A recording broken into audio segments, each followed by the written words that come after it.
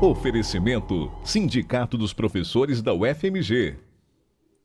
Bem-vindos a mais um programa. O tema de hoje é Guinhar e a cultura mineira. Estamos comemorando os 120 anos do nascimento de Alberto da Veiga Guinhar. Ele foi um artista de múltiplas habilidades, embora seu trabalho maior tenha sido como pintor.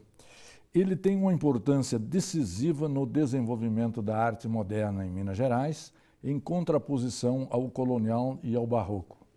Neste programa, vamos fazer uma retrospectiva do homem, do artista, de sua obra e de sua contribuição às belas artes. E a nossa convidada é Priscila Freire, ex-diretora do Museu de Arte da Pampulha e fundadora do Museu Casa Guinhar em Ouro Preto. Bem-vinda, Priscila, é um grande prazer tê-la aqui. Obrigada, um prazer para mim. Pois é, começamos exatamente pela formação de Guinhar. Guinhar teve a sua formação na Europa. Que formação foi essa, em termos artísticos? Guinhar nasceu em Friburgo e saiu daqui do Brasil muito cedo. O pai havia se suicidado e a mãe casou-se logo em seguida com um nobre alemão, que eu acho que se aproveitou mais assim da situação dela do que ela da situação que ele teria com esse título. Sim. E Guinhar sai do Brasil com 9 anos e vai para a Europa. E começa a estudar, mudaram muito de lugar. Cada momento eles estavam numa cidade diferente, num país diferente. Mas a mãe sempre muito preocupada com ele e num determinado momento esse padrasto colocou ele numa fazenda para aprender lida de gado, enfim. E o menino ficou doente e a mãe então pegou o Guinhar, levou para Munique e em Munique ela vê uns desenhos dele e vê que os desenhos dele são excepcionais assim para a idade dele e coloca o Guinhar na Escola de Belas Artes de Munique, que é a escola conhecidíssima na Europa na época, muito rígida, que o Guinhar tinha um desenho espetacular porque exatamente tinha aprendido a desenhar primeiro. Hoje o artista não quer aprender a desenhar, ele quer pegar na tinta e começar a pintar. Mas a escola alemã é mais rigorosa nesse sentido, né? Era muito rigorosa. Depois de formado, ele vai para Florença e fica 3 anos em Florença. Qual a importância da ida à Florença na formação artística dele? Eu acho que a vida dele na Alemanha foi importantíssima para ele. Mas ele queria conhecer o mundo também. Ele estava na Europa e Florença tinha uma arte fantástica do Renascimento e o Guinhar se aproxima muito disso, andava com livros da época renascentista, ele tinha uma pequena biblioteca que ele sempre carregou e ele pintou vários quadros assim, que a gente vê que é uma releitura de um quadro renascentista. Então isso foi muito importante para ele. Ele corria aquelas galerias frequentemente e na realidade, ele tem, por exemplo, uma visitação do anjo à Nossa Senhora, que a gente vê que é uma releitura de um quadro renascentista que ele se aproveita, mas ele sempre coloca algum elemento brasileiro no quadro. Dizem que ele admirava muito o Leonardo da Vinci. O Leonardo da Vinci teve efetivamente alguma influência na formação dele? Muito, porque em muitos quadros o Guinhar fazia um fundo que parecia leonardesco e era considerado leonardesco. O Guinhar sempre fez fundo nos retratos, que isso não era muito comum. Os retratos dele têm sempre ouro preto, tem montanhas, tem igrejas, tem balões, e tem muito essa estrutura de pedra, de água, de riachos que o Leonardo da Vinci usava e que a gente, tendo a Mona Lisa na cabeça, a gente percebe perfeitamente o fundo do quadro da Mona Lisa. Era um tipo de recurso que ele usava muito em determinados retratos, especialmente. Em 29, Guinhar volta ao Brasil com 33 anos de idade e se instala no Rio de Janeiro. Aqui ele se dedica na capital federal, a antiga. Ele chegou ao Rio de Janeiro com alguns artistas brasileiros que estavam na Europa na época. Então ele vem com eles. Ele já tinha tinha uma vinda anterior, mas dessa vez ele vem com eles para o Brasil, a Europa. Em 1922, por aí estava numa crise medonha, né? E, enfim, os artistas estavam saindo muito de Paris, que era um núcleo especial da arte na época em Paris. E o Guinhar vem com esses Pedro Corrêa de Araújo e não sei se Burle Marx, alguns artistas estavam lá na época, ele vem para o Brasil com eles. E ele chega no Rio, engraçado, ele não traz nada da Europa, ele não traz uma tela que ele tenha pintado lá, ele não traz praticamente nada, ele vem com o corpo e provavelmente com uma pequena mala. A mãe já tinha morrido, a irmã, a única irmã que ele tinha, já tinha morrido também, então Guinhar estava solto no mundo e veio embora para a terra dele, onde ele tinha nascido. E ele se apaixona pela natureza tropical do Rio de Janeiro, primeira coisa. Ele ficou apaixonado e faz vários painéis grandes, onde ele põe orquídeas, põe papagaios, enfim, ele tenta transferir esse deslumbramento que ele teve com essa natureza tropical do Rio. É significativa a contribuição do Guinhar no desenvolvimento das belas artes do Rio de Janeiro, ou não? Olha, o Guinhar chegou no Rio e ele montou um pequeno núcleo de alunos num lugar chamado Flor de Abacate, que parece que era um antigo dancing, eu não sei.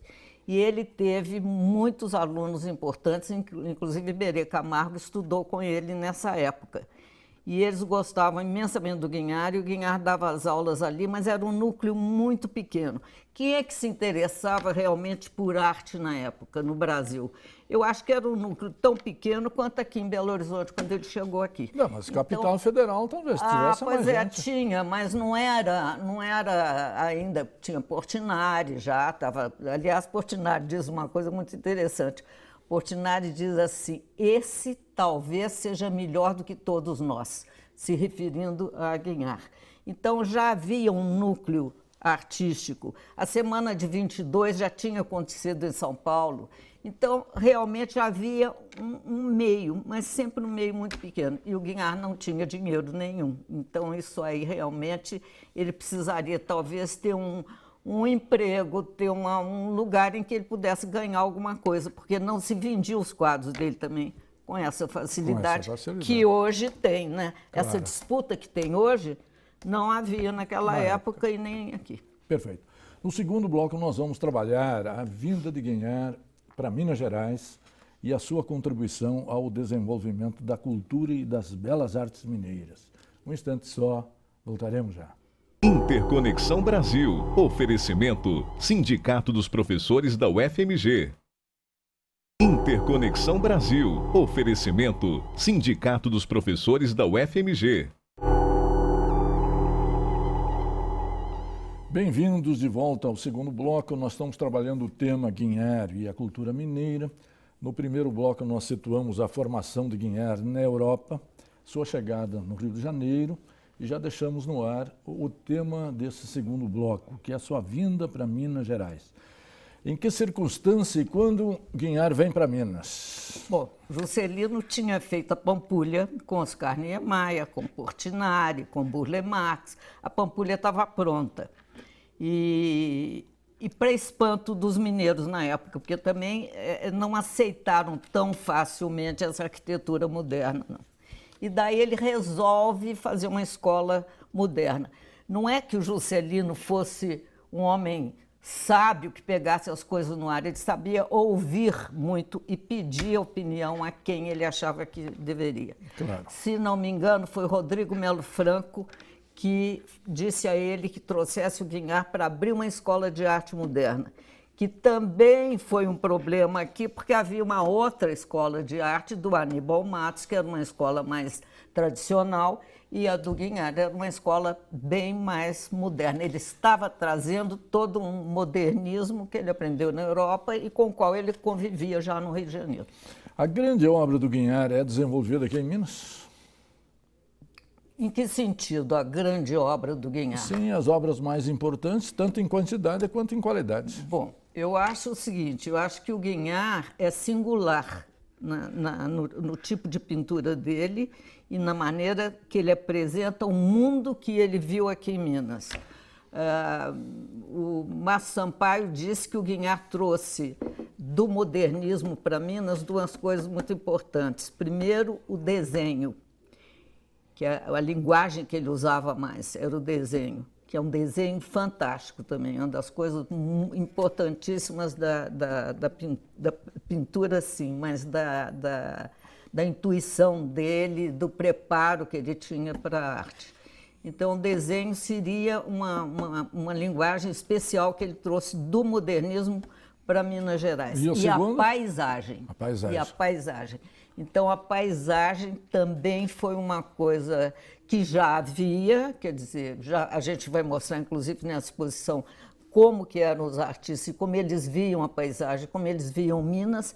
E o Guinhar vem com uma proposta totalmente nova, moderna, um pouco baseada em técnica oriental, com relação à composição do quadro, e ele traz uma paisagem que flutua, né? A paisagem do Guinhar está sempre meio flutuante, não é? Parece que não tem terra ali debaixo.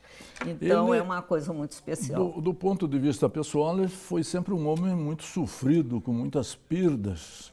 Como essas perdas estão presentes na sua arte?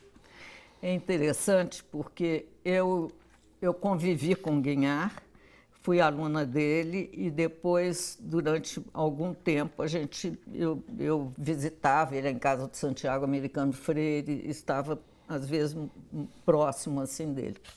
Eu nunca vi o Guinhar se queixar de nada. Ele nunca se queixou, nem se lamuriou, nem choramingou com coisa absolutamente nenhuma, apesar de ter tido essa vida com defeito de um lábio leporino, que é uma coisa para a época gravíssima, hoje ninguém nem percebe, mas na época ele sofreu muito com isso. Ele me disse que era uma costura que foi feita com cobre no céu da boca, com linhas de cobre, enfim. Então, e ele tinha dificuldade de se comunicar, ele tinha então uma mímica muito grande para se comunicar e contar as coisas.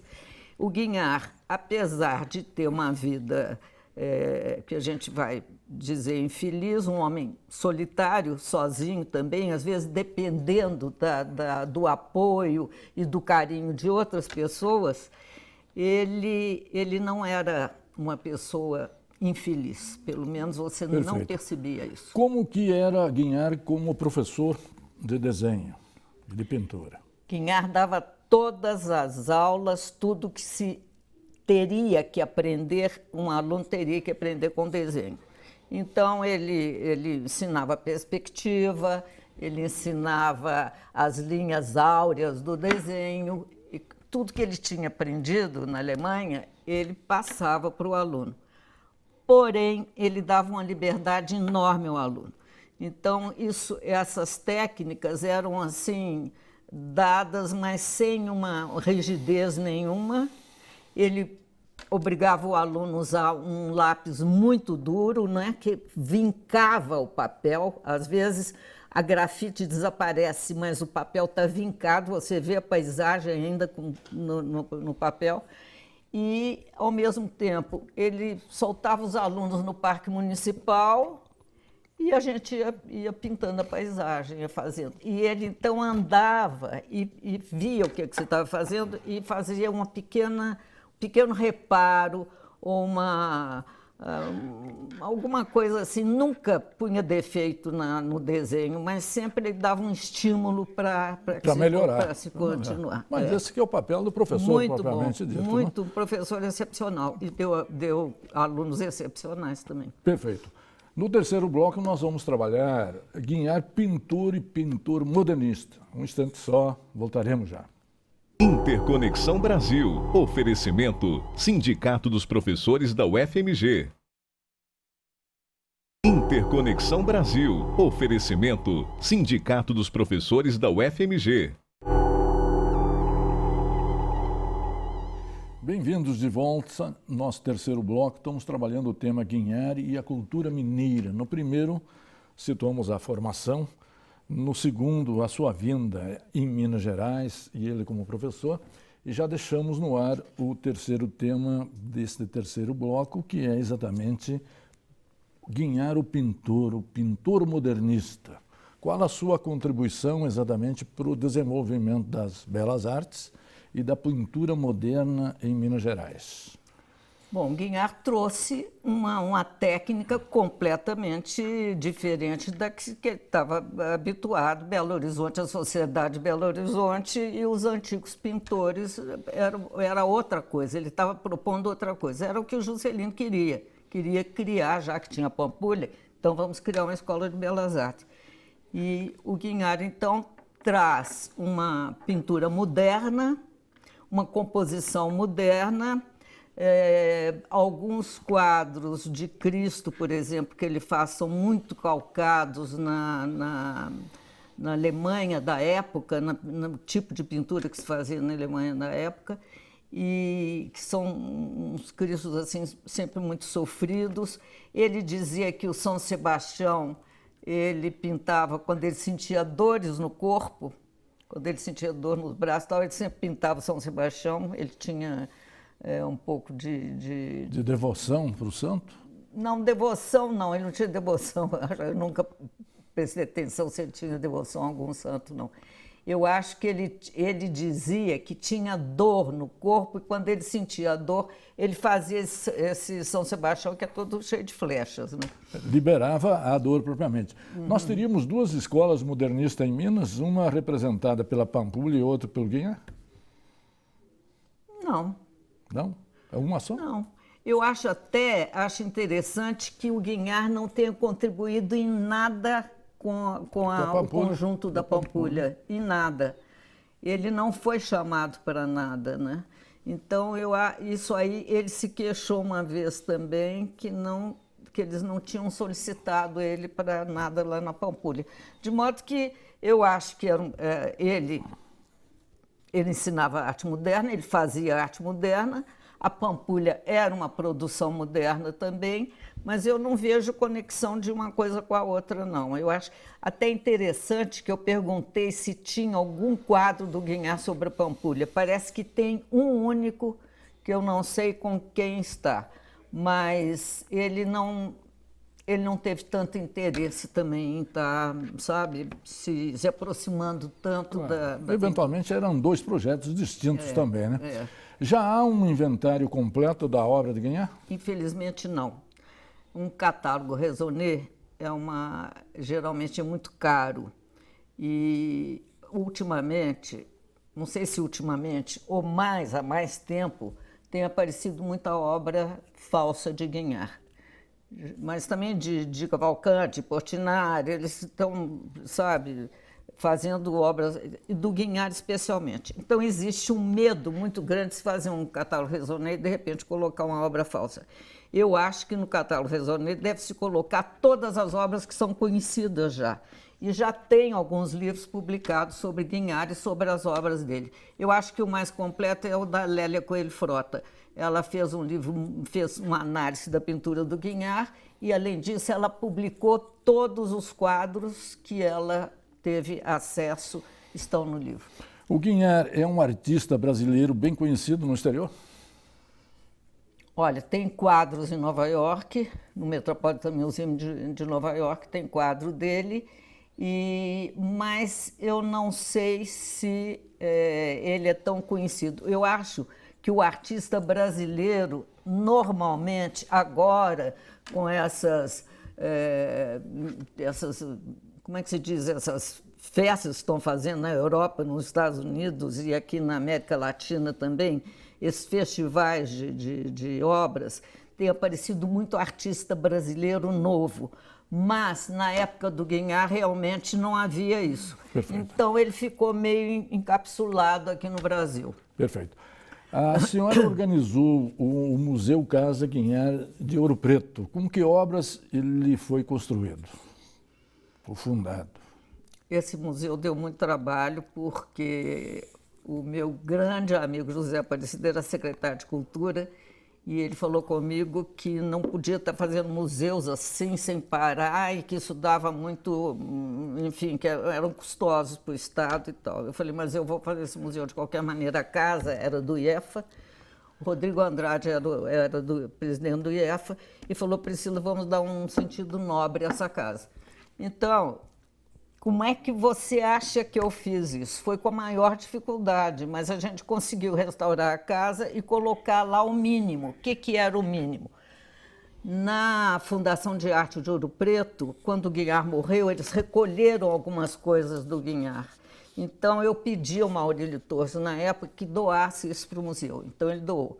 E as outras coisas foram pedidas, por favor, para dar, porque nós não tínhamos também dinheiro para comprar. Então, a gente conseguiu muita coisa da Fundação de Arte de Ouro Preto e algumas coisas que foram doadas por boa vontade das pessoas. Mas o acervo continua a ser construído. O acervo Depende continua das a ser doações. construído, sim, e tem melhorado, e a casa atualmente está muito bem. Perfeito. Muito bem. A senhora está organizando agora uma exposição aqui no Centro Cultural Minas Tênis Clube, que chama Guignard e a Paisagem Mineira, antes e depois. Com que obra está sendo feita essa exposição? Bom, eu fui convidada para fazer essa exposição. Primeiro, a ideia era fazer só Guignard. Depois, por problemas financeiros, foi reduzido. Não, só pode ser Guignard de Belo Horizonte. Nós não podemos trazer obras de fora porque o seguro é muito alto. Então, começamos a pensar no Guignard, o que seria exposto do Guignard. Eu pensei, vamos fazer a paisagem mineira, porque foi uma das grandes, enfim, produções do Guignard de altíssima qualidade, foi a paisagem Minas. Então, vamos fazer a paisagem mineira, a paisagem Guignard. Mas antes de Guignard, nós tivemos também artistas muito bons que não são muito conhecidos e que eu acho que é fundamental que Belo Horizonte conheça. Então, tem uns artistas antes do Guignard, do fim do século XIX, início do século XX, depois Guignard, e aí nós caminhamos com a arte moderna até a arte contemporânea hoje. Foi difícil reunir essas obras, já com poucos recursos, no meio da crise, para fazer a exposição? Parece incrível, mas a gente está com um número de obras muito grande. A gente não imaginou que ia ocupar todo o espaço, mas nós estamos ocupando todo o espaço da galeria. Qual a duração da exposição e se está aberto ao público? A exposição vai estar aberta ao público a partir do dia 11, agora de abril. E deve ficar 2 meses em cartaz.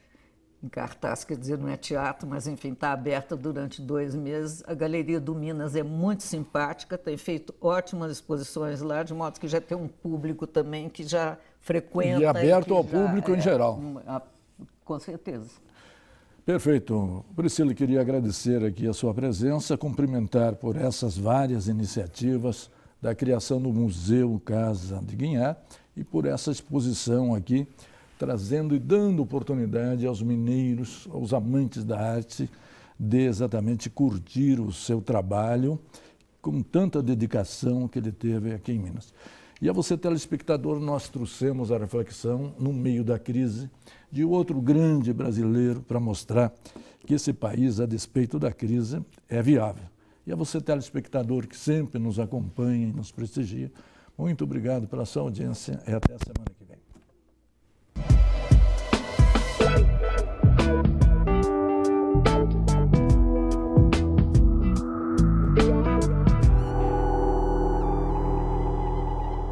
Oferecimento: Sindicato dos Professores da UFMG.